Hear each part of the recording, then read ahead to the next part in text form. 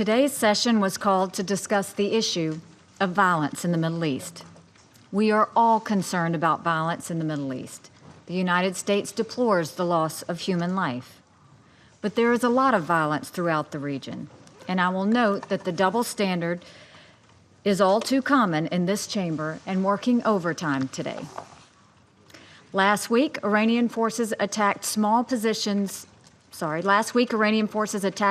Israeli positions on the Golan Heights by launching rockets from Syria. This was a reckless provocation and escalation that must be stopped.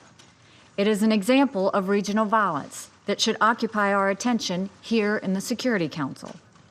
Also last week, Iranian proxy forces in Yemen launched missiles into Saudi Arabia.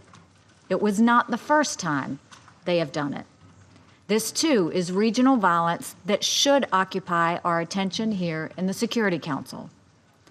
In recent days, Hamas terrorists, backed by Iran, have incited attacks against Israeli security forces and infrastructure. That is violence that should occupy our attention, too. The common thread in all of this is the destabilizing conduct of the Iranian regime, a regime that insists on promoting violence throughout the Middle East while depriving its own people of basic human rights. The United States welcomes a discussion of this violence in the Middle East. We welcome discussing the ways we can cooperate with each other to put an end to this violence. There is far too little discussion in the Security Council on Iran's destabilizing presence in Syria, its promotion of violence in Yemen, its support for terrorism in Gaza, and its dangerous and illegal weapons buildup in Lebanon. However, in the minds of some, today's meeting was not called to discuss any of those examples of violence in the Middle East. Today's meeting was called to discuss the violence that some suggest was connected with yesterday's opening of the United States Embassy in Jerusalem. For some people, the embassy opening is said to be a reason to engage in violence. How is that justified? As our president said when he announced the decision in December, the location of our embassy has no bearing on the specific boundaries of Israeli sovereignty in Jerusalem or the resolution of contested borders. It has no bearing on Jerusalem's holy sites. It does not prejudge whatever the parties might negotiate in a peace agreement. It does not undermine the prospects for peace in any way. And yet, for some, this is supposedly a cause for violence. But let's remember that the Hamas terrorist organization has been inciting violence for years, long before the United States decided to move our embassy. In recent days, multiple news organizations have documented the Hamas incitement in Gaza.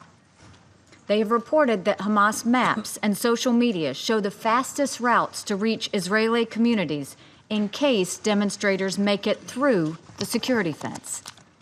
They have reported on Hamas messages over loudspeakers that urge demonstrators to burst through the fence, falsely claiming Israeli soldiers were fleeing, when in fact they were not. The same loudspeakers are used by Hamas to urge the crowds to, quote, get closer to the security fence. Hamas has attacked the Karem Shalom crossing, the biggest entry point in Gaza for fuel, food, and medical supplies.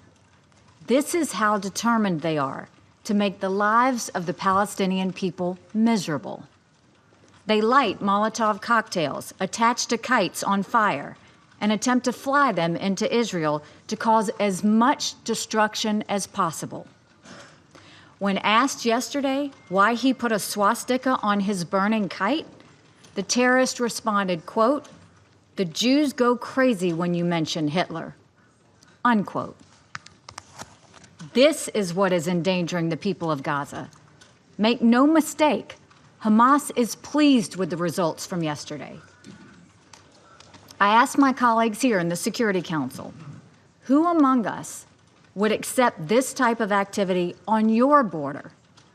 No one would. No country in this chamber would act with more restraint than Israel has. In fact, the records of several countries here today suggest they would be much less restrained. Those who suggest that the Gaza violence has anything to do with the location of the American embassy are sorely mistaken. Rather, the violence comes from those who reject the existence of the State of Israel in any location. Such a motivation, the destruction of a United Nations member state, is so illegitimate as to not be worth our time in the Security Council, other than the time it takes to denounce it. Yesterday's opening of our embassy in Jerusalem is a cause for celebration for the American people. Moving the U.S. Embassy to Jerusalem was the right thing to do. It reflects the will of the American people. It reflects our sovereign right to decide the location of our embassy, a right that everyone in this room claims for their own country. Importantly, moving our embassy to Jerusalem also reflects the reality that Jerusalem is the capital of Israel. It has served as Israel's capital since the founding of the state. It is the ancient capital of the Jewish people. There is no plausible peace agreement under which Jerusalem would no longer remain the capital of Israel. Recognizing this reality makes peace more achievable, not less. The United States is prepared to support peace negotiations and a peace agreement in every way. We want nothing more than peace, a peace in which people of all faiths are free to worship in Jerusalem, a peace in which the rights of all people are respected and the future prospects of all people is bright. That peace will only be achieved if it is rooted in the realities that too many choose to deny. The United States' action yesterday promoted the reality and the desire for peace. It is our sincere wish that the nations of the world will join us in this pursuit of credible, realistic, and enduring peace. As I conclude, I want to take a moment to mark the 70th anniversary of Israel's independence. In this United Nations Security Council, on behalf of the American people, I congratulate our friends in Israel on the remarkable achievement of 70 years of independence. From humble and desperate beginnings, a proud people have realized the prophet Isaiah's vision of a light unto the nations. May the next 70 years be ones of strength, of hope, and of peace. Thank you.